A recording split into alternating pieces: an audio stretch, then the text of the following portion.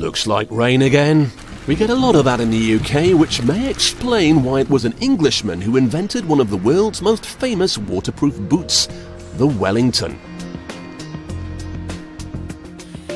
The modern welly is an all-rubber affair that's used in a variety of environments, from chemical factories and emergency situations to the bog-standard muddy field.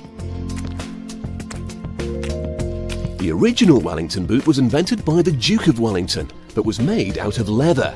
Later they were made using the resin of the rubber tree, which grows in warm tropical climates.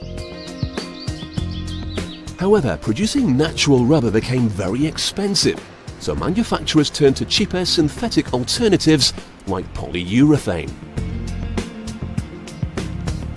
The chemicals contained in these enormous vats will be mixed together vigorously. When they combine and set, they will create the ideal compound for a sturdy pair of boots.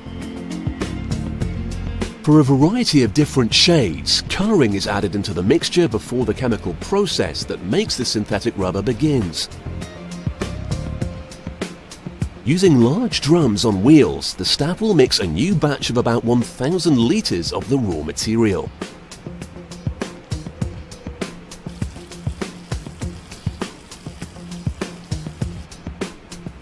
This chemical concoction will then be very carefully transported to the factory floor.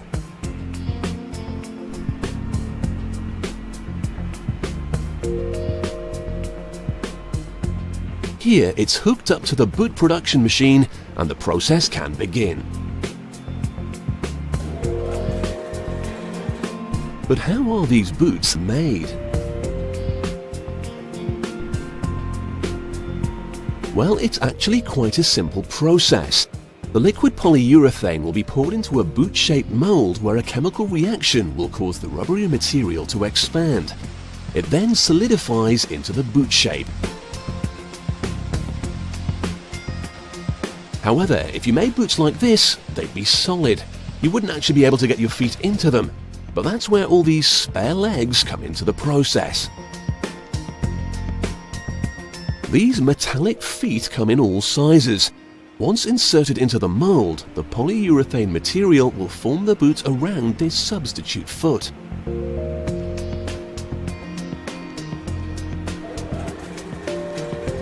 And this is the heart of the production process. First, the workers spray solvent into the mold. This works like a non-stick frying pan and stops the polyurethane mixture from sticking. Next, the operator will place a stocking in the mold. This will form the inside of the boot and make it more comfortable to wear. Some models call for steel-tip toe caps, which are fitted next. And finally, an inner sole is added to give your foot grip inside the boot, and the machine is put to work.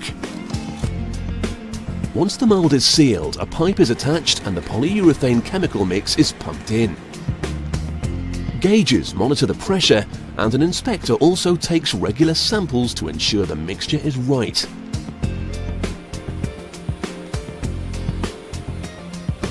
This single factory can produce about 600,000 pairs of boots every year.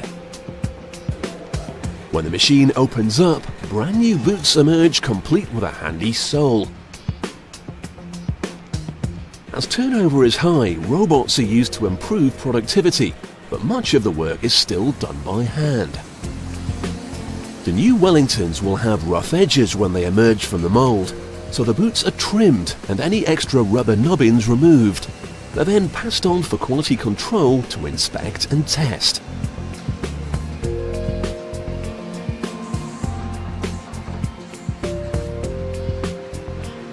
These versatile waterproof boots aren't just used for stomping through puddles.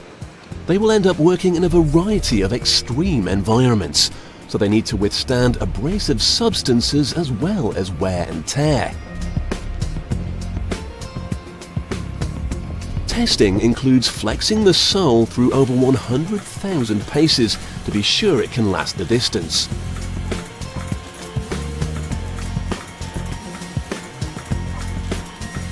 Next, the steel tips are tested.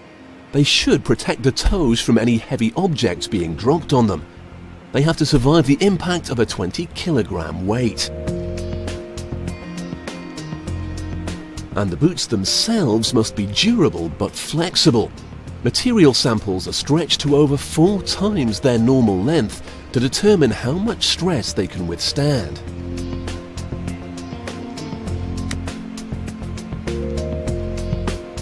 When the batch has passed all the necessary quality controls, they're marked up with the company logo ready to be sent out to the stores. So, just like the legendary Duke who defeated Napoleon at Waterloo, the boots that bear his name promise victory in the battle to keep our feet dry.